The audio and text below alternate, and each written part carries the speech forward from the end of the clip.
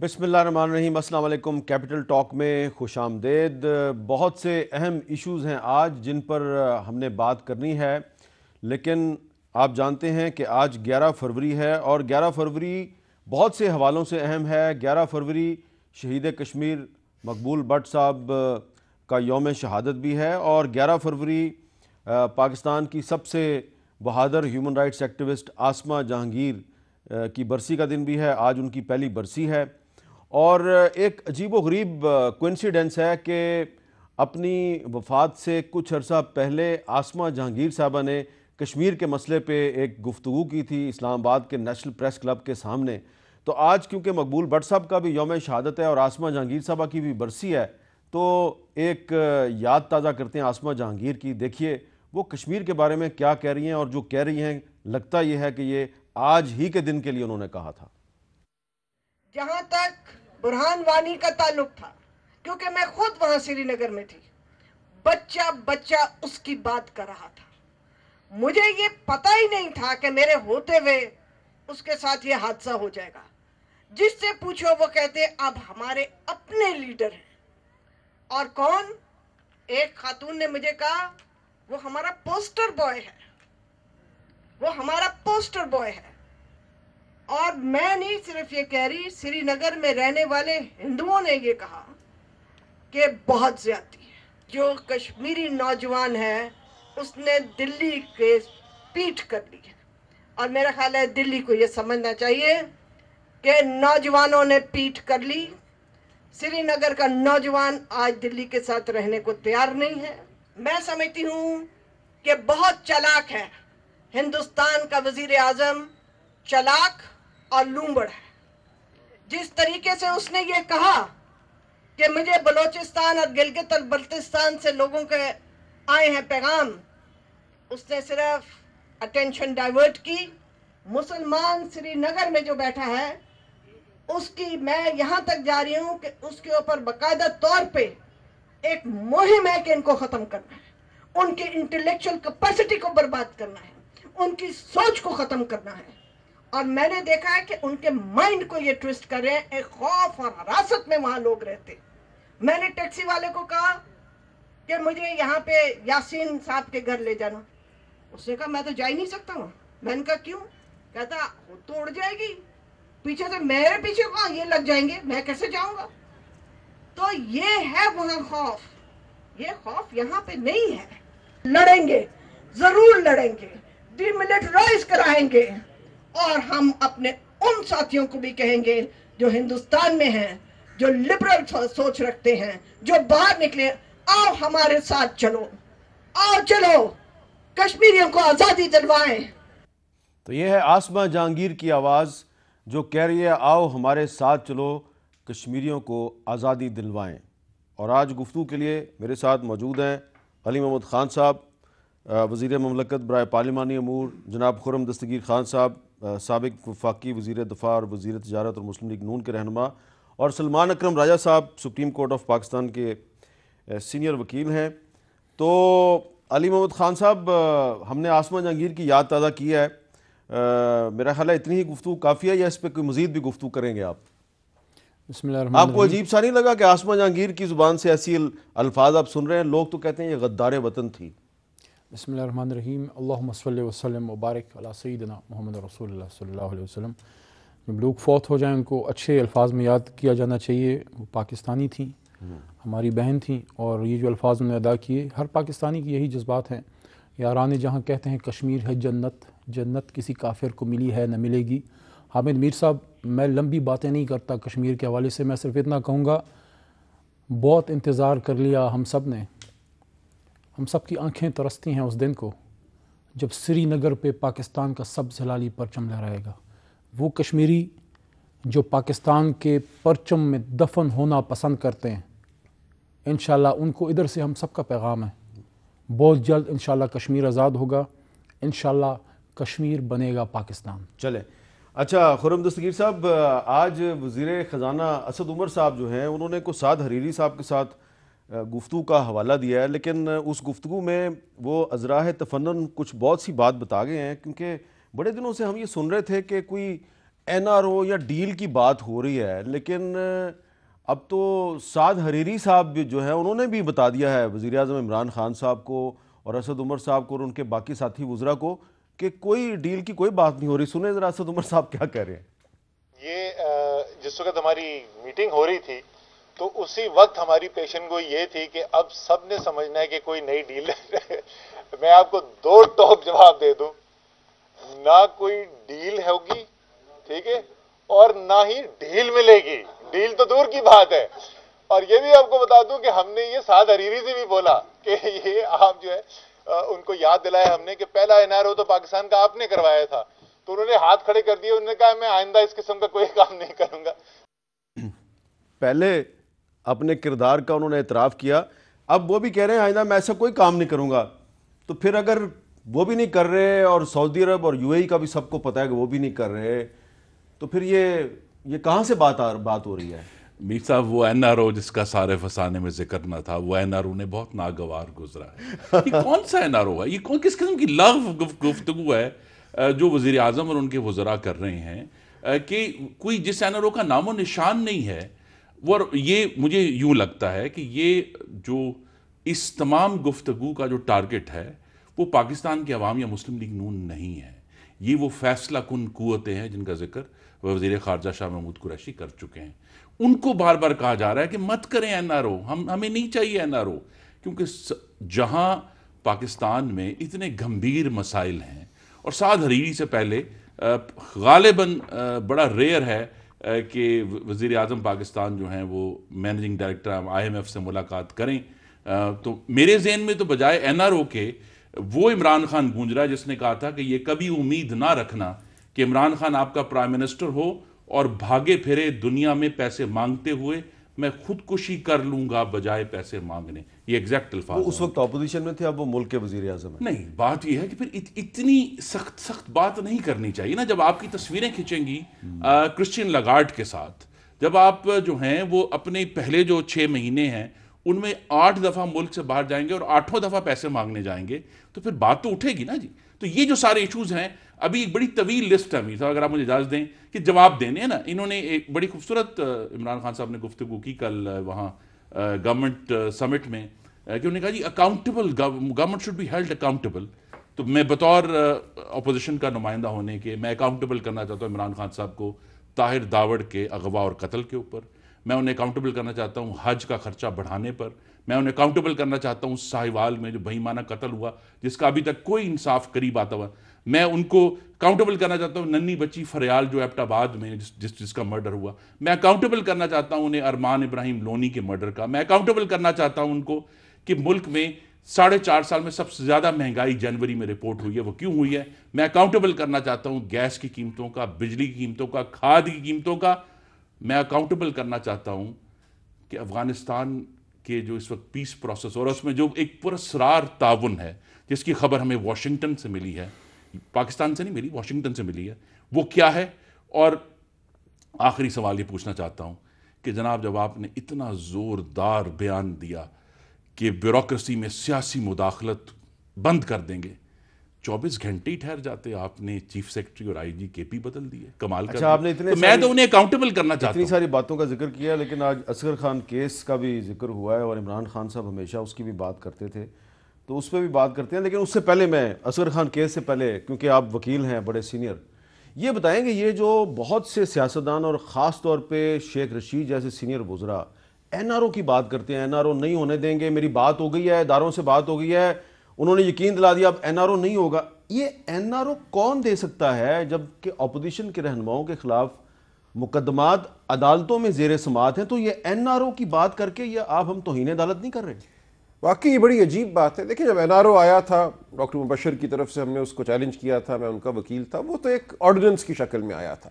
اب یہ کہنا کہ کوئی اور قوت جو ہے طے کر دے گی کسی مقدمے کا یا کسی الزام کا فیصلہ اور کسی طریقے سے عدالتیں جو ہیں وہ اس کے ساتھ چل پڑیں گی، میری نظر میں یقیناً یہ ایک انتہائی معیوب ایک گفتگو ہے. توہین عدالت شاید ابھی میں نہ کہوں، لیکن اس میں جو ایک اشارہ مضمر ہے وہ کسی طرح بھی ایسا لگتا ہے کہ آج بھی پاکستان میں کوئی پرویز مشرف حکومت کر رہا ہے جس کے اشاروں پر تمام اور جس نظام کے اشاروں پہ عدلیہ جو ہے وہ کوئی نہ کوئی معاملہ جو ہے کر دے گی. حالانکہ جو پچھلا NRO ہے اس کو سپریم کورٹ آف پاکستان نے ریجیکٹ کر دیا تھا, بالکل ایسا ماننے سے انکار کر دیا تھا.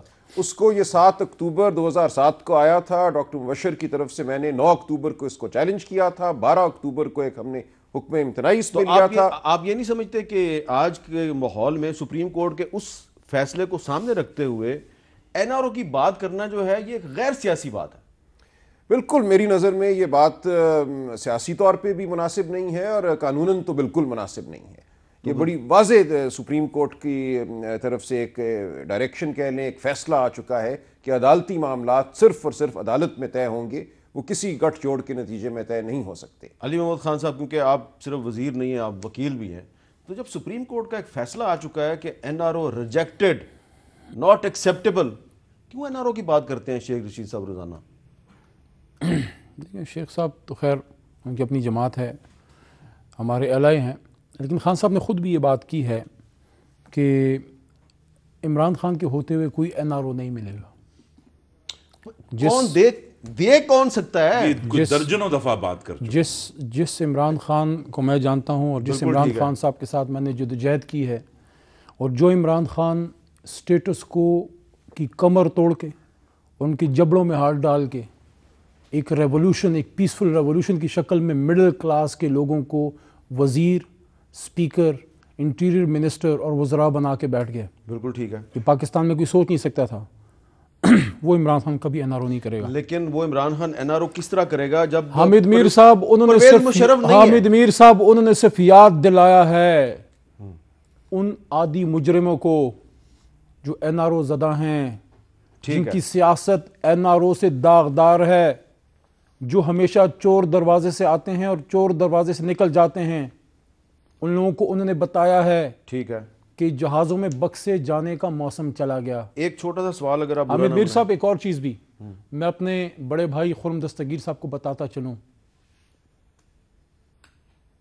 اس بار کسی کو دھرنا دینے کی ضرورت نہیں ہے FIR کروانے کے لیے. یہ ماڈل ٹاؤن نہیں ہوا, ساہیوال میں ہوا, بہیمانہ قتل ہوا, بچوں کے سامنے ان کے والدین کو مارا گیا, وزیر اعظم کے لیول پہ اس کا نوٹس لیا گیا اور 24 گھنٹے کے اندر اندر ان لوگ گرفتار کر کے پیچھے ڈال دیا گیا. کیس اس پہ چل جائے گا, سارا پروسیس چل رہا ہے. آپ ذرا تھوڑا سا اپنے گریبان میں جھانکیے, وہ جو منہ پہ گولیاں ماری گئیں ان بچیوں کے, ان خواتین کے, دھرنا دینے کی ضرورت پڑی. لوگوں کو خودکشیاں, ان کی دھمکیاں دینی پڑی کہ ہم خودکشی کر لیں گے, اپنے آپ کو جلا دیں گے. سپریم کورٹ کو نوٹس لینا پڑا, اس وقت کے چیف آف آرمی سٹاف کو اس پہ ان کو بھی اپنا اس پہ کردار ادا کرنا پڑا, پھر جا کے ایک FIR درج ہوئی ماڈل ٹاؤن کی. اور آپ فکر نہ کریں, طاہر داوڑ کے انشاءاللہ قاتل بھی گرفتار ہوں گے, کیونکہ وہ افغانستان پار سے ان کی لاش ہمیں جو ہے وہ شہید کی. اغوا کہاں سے ہوا تھا؟ پاکستان سے ہوا ہوگا. پاکستان کے دارالخلافے کے وسط مجھے اسلام آباد سے یہ بھی بتائیں حامد میر صاحب, یہ جو اس وقت بڑے بھولے بن رہے ہیں میرے بھائی, بھولے مت بنے. پیپلز پارٹی کی جب حکومت ختم ہوئی 8,000 ارب سے لے کے 30,000 ارب تک آپ ہی کی کارستانیاں پہنچانا پڑا. ہاں 5 سال عمران, سنیے گا, بڑی لمبی تقریر انہوں نے کی, ماشاءاللہ یہ تھوڑا جو ہے ان میں شغف ہے شعر و شاعری کا بھی. 5 سال حکومت کرنے کے بعد اگلا جو بھی وزیر اعظم آئے اور اس کو ہمارے کرتوت چھپانے کے لیے دنیا میں جا کے امداد لینی پڑے, پھر عمران خان اور علی محمد اور اسد عمر ذمہ وار.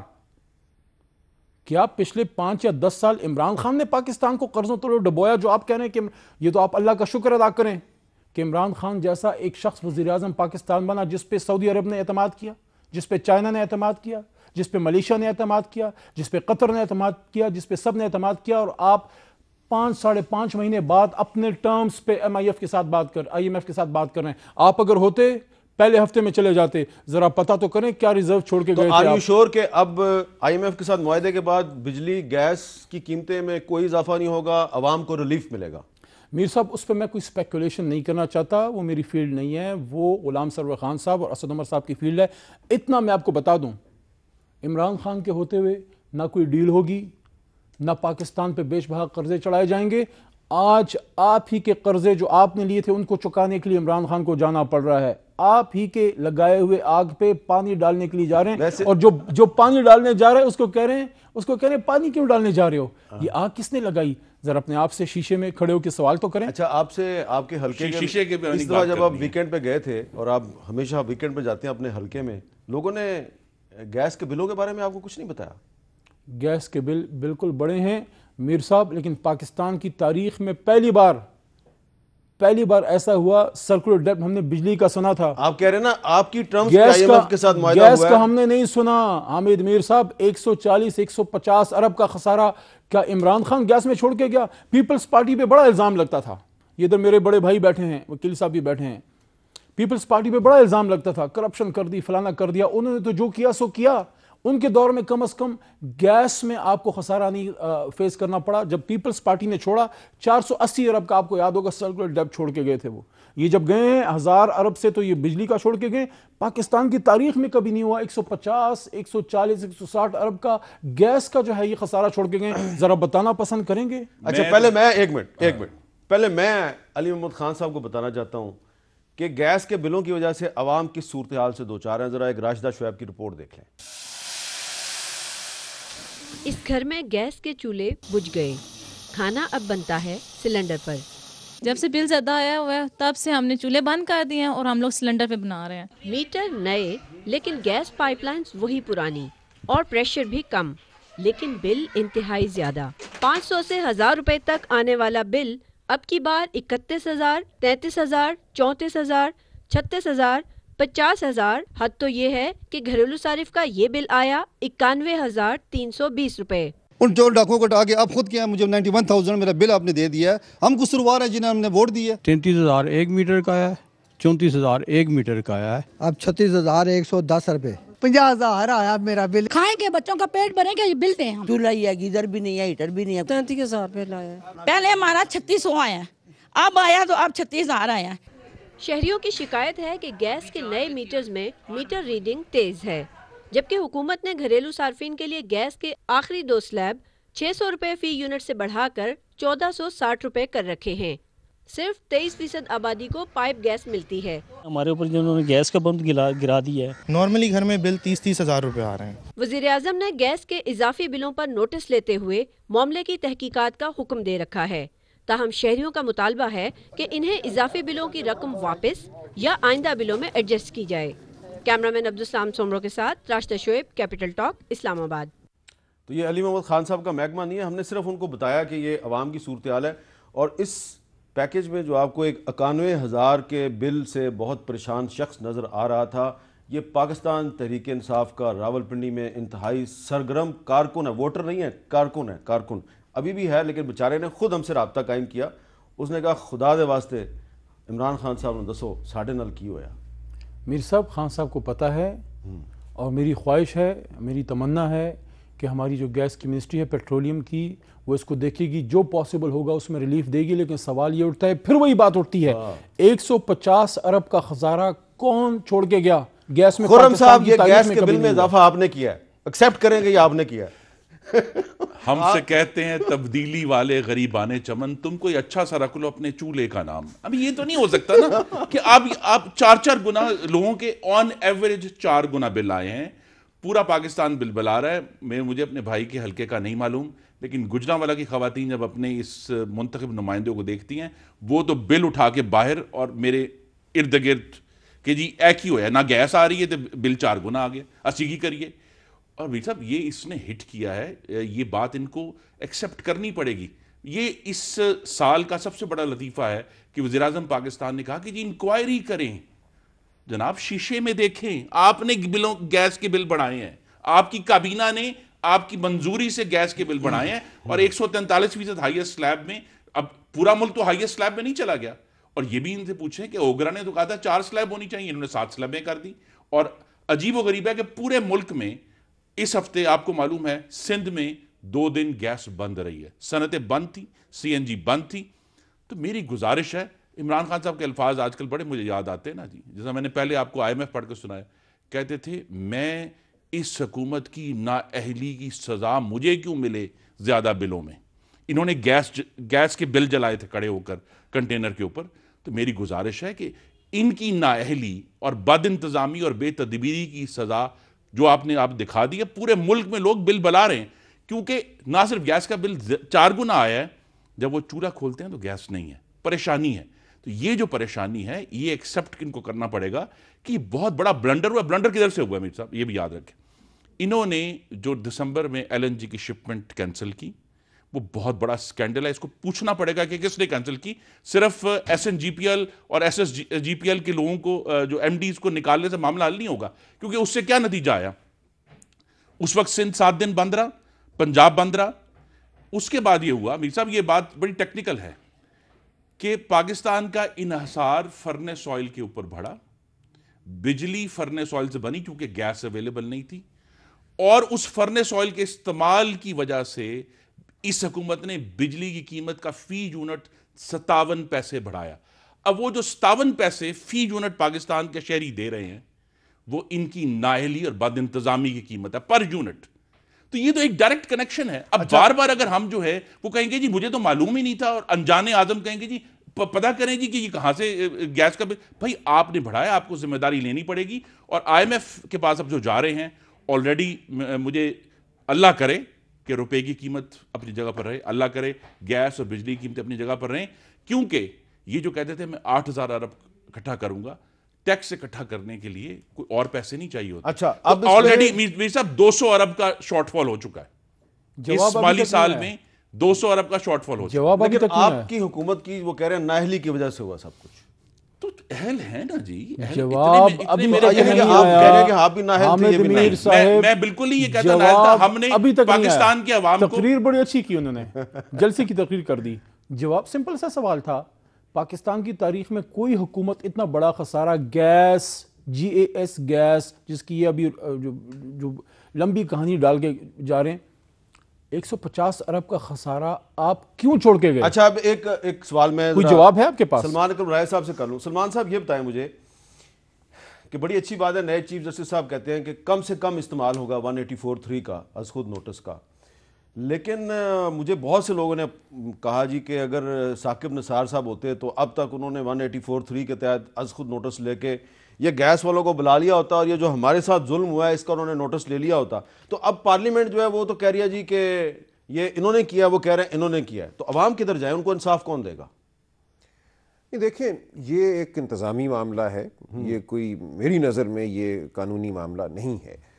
شاید غالباً یہ ہوا کہ ان کے دور حکومت میں بہت سال گیس کی قیمت کو بڑھایا نہیں گیا, اس کو ایک جگہ پہ ہی رکھا گیا, اور اس کی وجہ سے ہو سکتا ہے جو علی محمد صاحب فرما رہی ہیں ایک خسارے کی صورتحال پیدا ہو گئی. لیکن وہ ایک انتظامی فیصلہ تھا کہ عوام کو ہم نے اس کا بوجھ نہیں ڈالنا. اب اس کے نتیجے میں اگر ایک خسارہ کھڑا ہوا اور اس خسارے کو پورا کرنے کے لیے انہوں نے ایک انتظامی فیصلہ, اس حکومت نے یہ کیا کہ قیمت بڑھا دو, تو ایک انتظامی فیصلہ ہے. اس میں میری نظر میں عدالت کا دخل دینا نہیں بنتا, اور اسی لیے شاید یہ بجا طور پہ اس وقت سپریم کورٹ نے اس کا نوٹس نہیں لیا. اگر اس کا کوئی نقصان ہوگا, خمیازہ بھگتنا پڑے گا, تو وہ سیاسی سطح پہ ہوگا.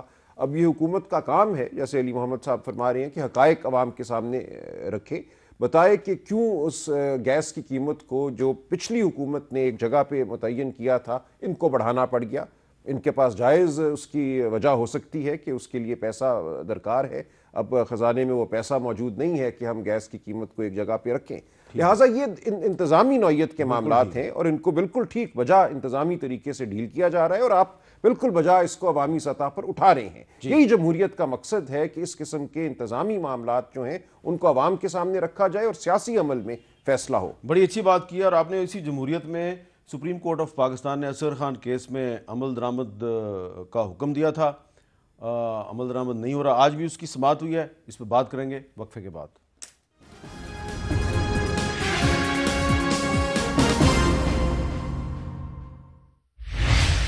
آج سپریم کورٹ آف پاکستان میں اصغر خان عمل درآمد کیس کی دوبارہ سماعت ہوئی, اور آج جو سپریم کورٹ کا جو بینچ ہے اس نے یہ حکم دیا ہے کہ اس معاملے میں جو ملوث ہیں سابق فوجی افسران, ان کے خلاف 4 ہفتے کے اندر کارروائی کر کے تو ہمیں رپورٹ پیش کی جائے. اب آپ کو یاد ہوگا کہ پچھلی ہیئرنگز پہ FIA نے کہا تھا کہ جناب اس کیس کو بند کر دیا جائے، لیکن سپریم کورٹ کہہ رہا ہے کہ نہیں، جو ذمہ دار لوگ ہیں جن کے خلاف کورٹ نے فیصلہ دے دیا ہوا ہے، ان کے خلاف کارروائی کر کے ہمیں رپورٹ دی جائے۔ یہ ایک ایسا معاملہ ہے جس پہ پچھلے کچھ سالوں میں ہم نے تمام اہم کرداروں سے بات کی ہے، اور جو اس میں مین ایکیوزڈ ہیں سابق آرمی چیف اسلم بیگ صاحب، جب ہم نے کافی سال پہلے ان سے بات کی تھی تو ان کا کیا موقف تھا، سنیں۔ میرے ملوث ہونے کی کوئی شہادتیں سامنے نہیں آئی، اس وقت آپ آرمی چیف تھے۔ ایک پائی کا حساب تھا، یہ بھی تھا کہ یہ پیسے کس کو دیے گئے، کس نے دیے، کہاں تک پیسہ ڈسٹریبیوٹ ہوا۔ اس میں یونس حبیب صاحب کا نام تھا؟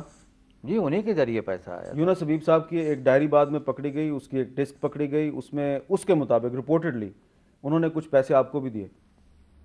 مجھے اس کا علم نہیں، اور نہ مجھ پر کبھی اس کا الزام لگا۔ نہیں، آپ کے بارے میں جنرل نصیر اللہ بابر نے پریس کانفرنس کی تھی، انہوں نے کہا کہ یہ ثبوت میرے پاس موجود ہیں، یونس حبیب نے یہ پیسے جنرل اسلم بیگ کو دیے ہیں۔ تو وہ لے آتے۔ اچھا، پھر اسلم بیگ صاحب نے تو انکار کر دیا، تو کچھ عرصے کے بعد یونس حبیب صاحب جو ہیں انہوں نے ہمیں کیا کہا وہ بھی سن لیں۔ تو جنرل اسلم بیگ کی جو تنظیم فرینڈز ہے، اس کو فائنانس کیا آپ نے؟ نہیں، ہم نے کوئی نہیں کیا۔ اچھا، ایسی کوئی فائنانسنگ نہیں کی۔ ہو سکتا ہے میں نے کوئی 25-50 لاکھ روپے تک کا کوئی فائنانس ان کو دیا ہو، I am not remember, but may be possible ہے 50 لاکھ روپے تک کا میں نے ان کو سپورٹ کی ہوگی یا کی تھی، مجھے کچھ ابھی یاد آ رہا ہے۔ اچھا، کچھ کی تھی، وہ 50 لاکھ سے زیادہ۔ 50 لاکھ آپ نے اسلم بیگ کو دیا تھا ریگارڈنگ دیٹ فرینڈس۔ اچھا، اب پھر اسد درانی صاحب جو ہیں وہ کیا کہہ رہے تھے وہ بھی سنیں۔ جنرل اسد درانی صاحب، آپ نے کچھ سال پہلے ایک خلفیہ بیان میں خود اعتراف کیا کہ آپ نے ایک خفیہ ادارے کے سربراہ کی حیثیت سے سیاستدانوں میں اور صحافیوں میں بھاری رقوم تقسیم کی، کیا یہ خفیہ ادارے کا کام ہے؟ خفیہ ادارے کا یہ کام نہیں ہے، اور خفیہ ادارہ اس کے ساتھ ملوث بھی نہیں تھا۔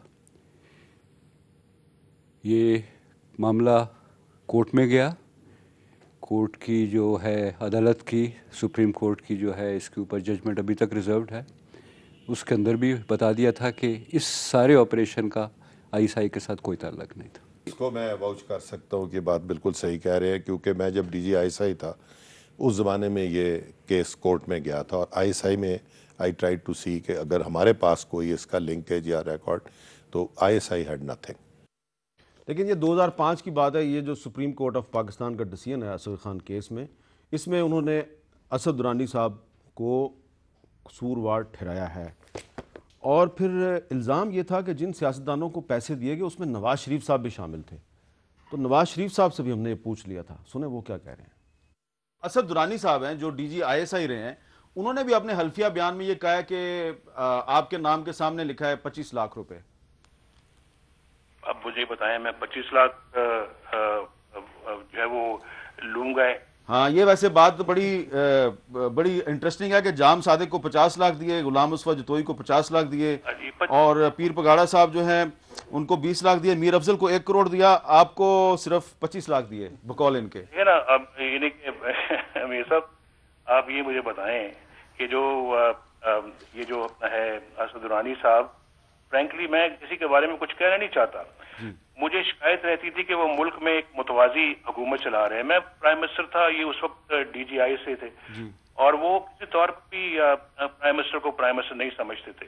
اچھا، اور ایک دفعہ بلکہ انہوں نے مجھ سے ایک ایسی پروپوزل ڈسکس کی کہ آپ سنیں گے تو آپ بھی رونگ پہ کھڑے ہو جائیں گے۔ آپ بتا دیں پلیز ہمیں۔ نہیں، میں وہ قومی مفادات کے خلاف، اگر کوئی ضرورت ہوئی تو پھر میں موقع پہ کسی ایسے فورم پہ بات کروں گا جو کہ اس کے بالکل اس کے مناسبت سے ہوگا۔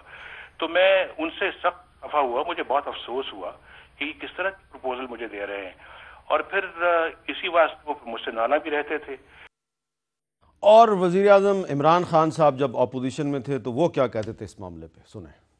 کسی پاکستانی کو کبھی اتنی نہ میڈیا نے اس کی مدد کی ہے، عدلیہ نے اس کی مدد کی ہے، فوج نے اس کے مسلسل اس کے ساتھ رہی ہے، بنایا ہے اس کو، نان بزنس مین کو پولیٹیشین جنرل ضیاء نے بنایا، 1990 کے اندر وہ آئی جی آئی بنوائی، آئی ایس آئی نے میران بینک کا پیسہ دلوایا، وہ اصغر خان کا کیس ہی، عدلیہ کو دیکھو کتنا پروٹیکٹ کرتی تھی، اوپن اینڈ شٹ کیس تھا، ISI کے DG کی رپورٹ تھی سپریم کورٹ میں کہ ہم نے پیسے دیے، وہ کیس ہی نہ سنے اس کا. کوئی اور ہوتا تو فارغ ہوا ہوتا بڑی دیر کا. تو اب تو عدلیہ جو ہے وہ اس کیس کو بند کرنے کے لیے تیار نہیں ہے. عمران خان صاحب وزیر اعظم ہیں، FIA ان کے متحد محکمہ ہے. FIA کہتا ہے کیس بند کر دو، عدلیہ کہتی ہے کیس بند نہیں کریں گے. سلمان اکرم رائے صاحب، آپ اصغر خان صاحب کے وکیل تھے اور آج بھی آپ سپریم کورٹ میں پیش ہوئے، صورتحال کیا ہے اور کیسے عمل درآمد ہوگا اس پہ؟ دیکھیں امیر صاحب، اس میں دو معاملات ہیں. ایک تو فوجی افسران کا رول ہے اور دوسرا سیاستدانوں کا رول ہے جن کے حوالے سے کہا گیا کہ ہم نے ان کو پیسے دیے تھے.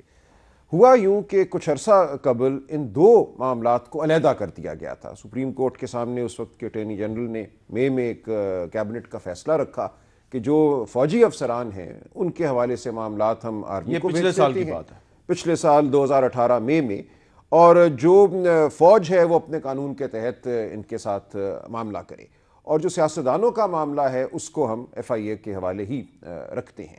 یاد رہے کہ اکتوبر 2012 میں جب یہ سپریم کورٹ کا فیصلہ آیا تھا تو اس فیصلے میں سپریم کورٹ نے یہ کہا تھا کہ فوجی افسران جو ہیں جنرل اسلم بیگ اور اسد درانی، چونکہ انہوں نے تو اپنا رول سپریم کورٹ کے سامنے مان لیا تھا، ان کے خلاف کارروائی کی جائے. اور جہاں تک سیاستدانوں کا تعلق ہے، چونکہ وہ اس مقدمے میں پارٹی نہیں تھے، ان کے حوالے سے جو ہے تفتیشی کارروائی کی جائے. ایک طرف تو اعتراف جرم تھا، دوسری طرف یہ تھا کہ ہم نے جرم کیا اور ہمارے جرم کے جو بینیفیشری تھے، جن کو فائدہ ہوا، وہ یہ لوگ تھے، اور ان کی ایک فہرست جو ہے اسد درانی صاحب نے بھی دی. ایک بریگیڈیئر حامد سعید صاحب تھے جو بڑے دبنگ طریقے سے ایک دن عدالت میں پیش ہوئے، اپنا ایک ایفیڈیوٹ لے کر آئے، اس فیصلے میں ججمنٹ میں ان کا پورا ایفیڈیوٹ جو ہے اس کو شامل کیا گیا، اور انہوں نے کہا کہ میں وہ شخص ہوں جس نے، اور اس وقت وہ MI سندھ کے سربراہ تھے، میں نے پیسے تقسیم کیے فردن جا کے مختلف لوگوں میں. اب اس تمام کے ہوتے ہوئے جہاں تک فوجی افسران کا تعلق ہے آگے بڑھنا کوئی مشکل عمل نہیں تھا، اور 2012 کے بعد آج ہم 2019 میں بیٹھے ہیں، اور یہی آج سوال عدالت میں اٹھا کہ کیا کارروائی ہے جو کی جا رہی ہے ان کے حوالے سے. اور مزے کی بات یہ ہے کہ بریگیڈیئر حامد سعید صاحب جو عدالت کے سامنے پیش ہوئے اور جنہوں نے ایک اپنی ڈائری بھی پیش کی، یہ میری ڈائری ہے جس میں تمام تفصیلات درج ہیں، اس کا ایک صفحہ عدالت نے ریپروڈیوس بھی کیا ہے اپنے فیصلے میں، آپ دیکھیں گے اس کی جو عکس ہے اس کا. اب وہ یہ فرماتے ہیں، اور FIA نے جو رپورٹ آج بھی دی ہے اور چند ہفتے قبل بھی جو دی تھی، کہ اب وہ فرما رہے ہیں کہ تمام معاملات میرے ذہن سے محو ہو گئے ہیں. مجھے اب یاد نہیں رہا کہ وہ کون سے میرے ماتحت افسران تھے جن کو میں نے وہ پیکٹ پکڑائے تھے، اور جو رسیدیں انہوں نے یہاں تک، لیکن اس میں تو نام انہوں نے لکھے ہوئے ہیں. دیکھیں اس وقت انہوں نے دیے تھے نام. اب وہ یہ فرماتے ہیں کہ جو میں نے یہ کہا تھا کہ پیسے میں نے بانٹے ہیں، وہ در حقیقت میں نے اپنے ماتحت افسروں کے ذریعے بٹوائے تھے. اور یہ انہوں نے اعتراف کیا ہے، اور آج FIA نے یہ لکھا ہے کہ رسیدیں لی گئی تھیں ماں سوائے کسی ایک سیاستدان کے، اور وہ رسیدیں وہ کہتے ہیں کہ اب میرے پاس نہیں ہیں، وہ میں نے بھجوا دی تھیں متعلقہ افسران کو. اب وہ کون متعلقہ افسران تھے جن کو رسیدیں بھجوائی گئیں، اس تمام معاملے کے حوالے سے وہ کہتے ہیں کہ میری یادداشت کھو گئی ہے. یہ FIA نے آج جو اسد درانی صاحب کا جو بیان ہے، ایک نہیں دو بیان، دو بیان ہیں اس میں، وہ تو ایک بہت بڑی ایویڈنس ہے. جی، اسد درانی صاحب نے ایک بڑا واضح موقف لیا تھا. انہوں نے یہ کہا تھا کہ یہ کارروائی میں نے کی، اور انہوں نے یہ کہا کہ اس کو میرے ادارے سے بے شک نہ منسلک کیا جائے، میں DG ISI ضرور تھا لیکن اس کو میری ذاتی کاوش سمجھا جائے. لیکن اس میں انہوں نے بالکل کہا کہ اسلم بیگ صاحب کی تائید ان کو حاصل تھی جو آرمی چیف تھے. انہوں نے یہ کہا کہ اسلم بیگ صاحب کے علاوہ جو صدر تھے اس وقت غلام اسحاق خان صاحب، وہ اور ان کے ساتھ پریزیڈنسی میں قائم ایک سیل جو تھا جس میں مرحوم جلال حیدر زیدی صاحب کا انہوں نے نام لیا اور رویداد خان صاحب کا نام لیا. رویداد خان صاحب تردید کرتے ہیں، لیکن بہرحال انہوں نے اپنے کردار کی بڑے کھلے آواز میں تشریح کی اور کہا کہ یہ ہم نے کیا. اور اسلم بیگ صاحب نے یہ نہیں کہا کہ یہ معاملہ ہوا نہیں یا میرے علم میں نہیں تھا. انہوں نے یہ موقف اختیار کیا تھا کہ میں چونکہ ماتحت تھا پریزیڈنٹ کا، چونکہ یہ پریزیڈنٹ کا حکم تھا اس لیے اس کو بجا لانا ضروری تھا. انہوں نے یہ ڈیفنس لی جس کو سپریم کورٹ نے رد کیا. اب جو آپ نے 2004 کا ان کا انٹرویو دکھایا اس سے بالکل مختلف موقف لیکن 2012 میں انہوں نے سپریم کورٹ کے فیصلے میں لکھا ہوا ہے یونس حبیب صاحب کے حوالے سے کہ ان کو باقاعدہ اغوا کرایا گیا اور گن پوائنٹ پہ ان کو کہا گیا کہ یہ پیسے جو ہے یہ ہمیں دو، اور پھر وہ پیسے سیاستدانوں میں تقسیم کروائے. ایک اور بات، بریگیڈیئر حامد سعید نے جو ایفیڈیوٹ دیا اس میں انہوں نے لکھا کہ 4 کروڑ روپے ایسے ہیں جو سیاستدانوں کو نہیں دیے گئے، وہ اور جگہ گئے. ہاں، وہ ایک وقفہ لیتے ہیں, وقفے کے بعد دوبارہ ملتے ہیں.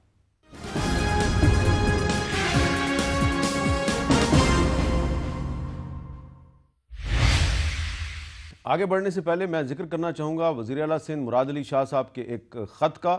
خط انہوں نے لکھا ہے اپنے ہی صوبے کے انسپیکٹر جنرل پولیس کلیم امام صاحب کو, اور اس میں انہوں نے لکھا ہے کہ کراچی کے ایک علاقے میں رحیم شاہ نامی شخص نے جس طریقے سے ایک ارشاد رنجانی نامی آدمی کو قتل کیا اور پھر پولیس نے اس کو ڈاکو قرار دے دیا, تو یہ جو رحیم شاہ ہے یہ خود ہی جج بن گیا, یہ خود ہی جوری بن گیا, یہ اس نے خود ہی ایگزیکیوشن کی, اور پولیس جو ہے وہ اس کا تماشا دیکھتی رہی. اور وزیر اعلیٰ سندھ نے کہا ہے کہ سندھ کی جو پولیس ہے اس نے اس معاملے میں انتہائی غیر ذمہ دارانہ طرز عمل دکھایا ہے, اور میں خاموش تماشائی بن کے نہیں رہوں گا, اور اس پر آپ کو انکوائری کرنی پڑے گی, کارروائی کرنی پڑے گی. تو یہ ایک بہت ہی اچھی مثال سیٹ کیا ہے وزیر اعلیٰ سندھ نے کہ اپنے زیر نگرانی جو پولیس ہے اس کی ایک ایسی نااہلی کا انہوں نے نوٹس لیا ہے جس پہ کہ کراچی میں اور سندھ کے کچھ شہروں میں بہت احتجاج ہو رہا ہے. اب ذرا واپس آتے ہیں جی اصغر خان کیس میں. تو خرم دستگیر خان صاحب, کیا آپ اس رائے سے اتفاق کرتے ہیں کہ اس میں جو بھی سیاستدان ملوث تھے اصغر خان کیس میں اور جو فوجی افسران تھے, سول اور فوجی, دونوں کے خلاف برابر کی کارروائی ہونی؟ 100%, کیونکہ یہ پاکستان کے سیاسی اور جمہوری عمل میں مداخلت کا ایک ناسور ہے جو آپ کے سامنے پڑا ہے. اس کا ہم نے علاج کرنا ہے اور اس بات کو یقینی بنانا ہے کہ آئندہ ایسے کبھی نہ ہو پاکستان میں. اور پاکستان کے عوام کی جو رائے ہے, جو ان کا حق حاکمیت آئین میں لکھا ہوا ہے, وہ اس پر عمل ہو کر جو بھی وہ رائے دیں, اس سے قطع نظر کہ وہ کس کو سپورٹ کرتے ہیں. لیکن یہ معاملہ اب خاص طور پہ 2018 کے الیکشن کے بعد گریٹ الیکشن ہائسٹ ہوا ہے, یہ اب اس طرح چل نہیں سکتا. تو ضرور اس پہ مزید انکوائری ہونی چاہیے. جس نے جو بھی, چاہے فوجی افسران تھے, چاہے سیاسی, جس میں ہمارے قائدین کا نام بھی ہے, اگر ان کے اوپر ایویڈنس آتی ہے تو ان کو اس کا سامنا کرنا پڑے گا. علی محمد خان صاحب, عمران خان صاحب نے ہمیشہ یہ کہا کہ اصغر خان کیس جو ہے اس پہ فیصلہ آنا چاہیے, فیصلے پہ عمل درآمد ہونا چاہیے. تو سپریم کورٹ نے تو فیصلہ بھی دے دیا اور اب کہہ رہا ہے اس پہ عمل درآمد کرو. اب عمران خان صاحب وزیر اعظم تھے اور وزیر داخلہ بھی ہیں جن کے براہ راست ایف آئی اے انڈر. اب وزیر اعظم عمران خان صاحب ہیں, ایف آئی اے ان کے انڈر ہے. سپریم کورٹ ایف آئی اے سے کہہ رہی ہے اس کی انکوائری کر کے ہمیں بتاؤ. ایف آئی اے نے جا کے لکھ کے دے دیا کیس بند کر دیں. عمران خان نے کسی کے ساتھ این آر او کرنے کی کوشش کی. میں نے آپ کو پہلے کہا ہے, جس عمران خان کو میں جانتا ہوں اور جس کو آپ جانتے ہیں وہ این آر او نہیں کرتا. سپریم کورٹ آف پاکستان نے جو فیصلہ دیا ہے, ان کی جو ڈائریکشنز ہیں اس پہ عمل ہوگا.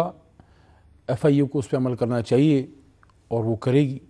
میں یہ سمجھتا ہوں کہ جو بات خرم صاحب نے کی ہے انہوں نے بڑی مناسب سے بات کی ہے. میں بھی یہی بات کروں گا کہ اس سے قطع نظر کہ کون کون اس میں انوالو رہا ہے, جس نے آئین کے خلاف کام کیا ہے, اپنے انسٹیٹیوشن اوتھ کے خلاف کام کیا ہے, یا کسی سیاستدان نے اپنے جو بھی اس کا آئین سے باہر اس نے عمل کیا ہے. کیونکہ دیکھیں اس میں نام آتے ہیں جناب نواز شریف صاحب کے, he was at that time N X C M رہے, وہ جو ہے ایک بڑے سیاستدان تھے اس وقت, ایک بڑا نام تھا.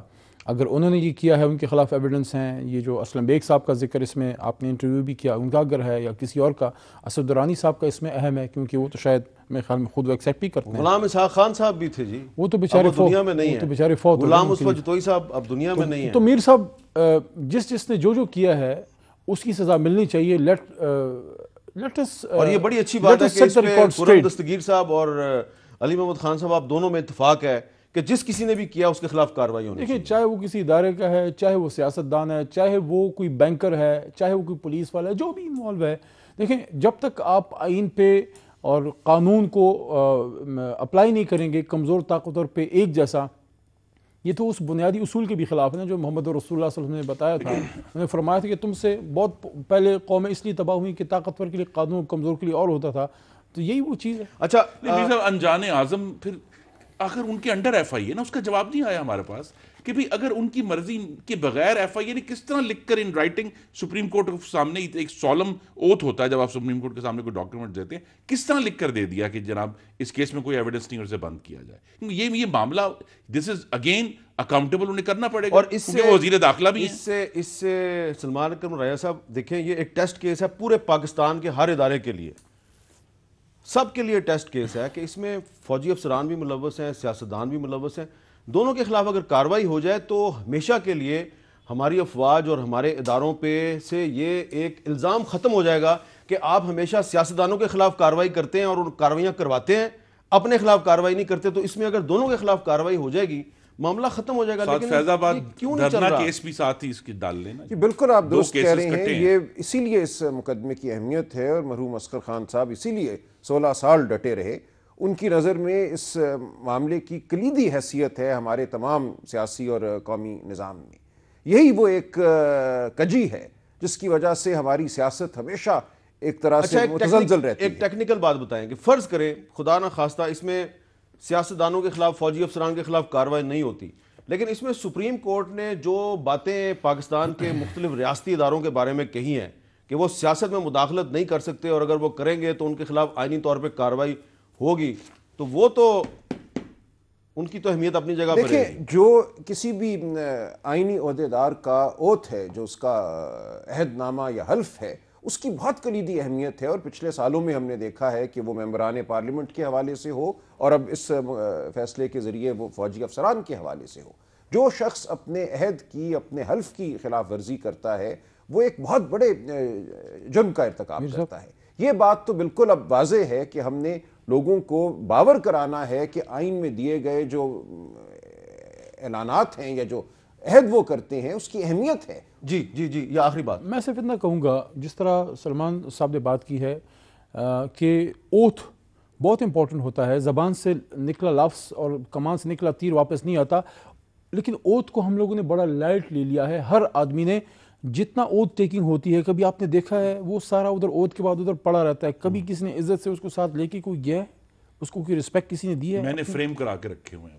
چلے اللہ کرے سب آپ جیسی ہو جائے. لیکن ایک بات ضرور ہے کہ فیض آباد ججمنٹ میں اس کی بہت طاقتور بازگشت آئی ہے. جو باتیں اس ججمنٹ میں لکھی ہوئی ہیں، اصغر خان کیس کا ذکر آیا ہے. ہاں اس کا ذکر آیا ہے، اس کی بازگشت آئی ہے اور ہم سب کے لیے ایک چیلنج ہے. بہت بہت شکریہ آپ تینوں کا. اور میں آپ سے اجازت لینے سے پہلے گزارش کروں گا تمام پاکستانیوں سے جو چاہتے ہیں کہ اس ملک کے مسائل ختم ہوں، اس ملک میں رول آف لا ہو، ان سب سے گزارش ہے کہ مشکل کام نہیں ہے. آپ سپریم کورٹ آف پاکستان کی ویب سائٹ پہ جائیں. یہ جو ججمنٹ ہے اصغر خان کیس میں اور فیض آباد دھرنا کیس میں بھی جو ججمنٹ ہے یہ ویب سائٹ پہ موجود ہے. اس ججمنٹ کو اور فیض آباد دھرنا کیس میں جو ججمنٹ ہے اس کو ذرا غور سے پڑھ لیں. تھوڑا سا آپ کا وقت لگے گا، 15-20 منٹ آپ ذرا پڑھ لیں. آپ کو پتہ چلے گا کہ پاکستان میں مسائل ہے کیا. اور جب اس کیس کے جو فیصلے میں، اصغر خان کیس کے فیصلے میں کہا گیا ہے کہ افواج پاکستان کے وہ جوان جو سرحدوں پہ قربانیاں دیتے ہیں ان کو سلام ہے، ان کے ساتھ کسی کو کوئی اختلاف نہیں ہے، لیکن وہ لوگ جو کہ سیاست میں مداخلت کرتے ہیں اور اپنے حلف کی خلاف ورزی کرتے ہیں وہ دراصل ملک اور اپنے ادارے کے ساتھ بھی زیادتی کے مرتکب ہوتے ہیں. تو سارا مسئلے کی جڑ یہ ہے. لہٰذا اس کیس کے فیصلے کو پڑھ لیں. آپ فیض آباد دھرنا کیس کے فیصلے کو بھی پڑھ لیں. تمام صحافی، تمام ارکان پارلیمنٹ، تمام سیاستدان، تمام فوجی افسران، تمام سرکاری افسران، تمام پولیس افسران، سب کو یہ 2 فیصلوں میں جو سپریم کورٹ نے لکھا ہے اس کو پڑھنا چاہیے تاکہ آپ کو پتہ چلے ہمارے مسائل ہیں کیا. اس پہ کچھ لوگ جو سوال اٹھاتے ہیں کیوں اٹھاتے ہیں، اور ان سوالوں کا جواب جو ہے وہ سپریم کورٹ نے دے دیا ہے. اس جواب کو عملی حقیقت بنا کے قوم کے سامنے رکھنا یہ ہم سب کی ذمہ داری ہے. اجازت دیجیے، اللہ حافظ.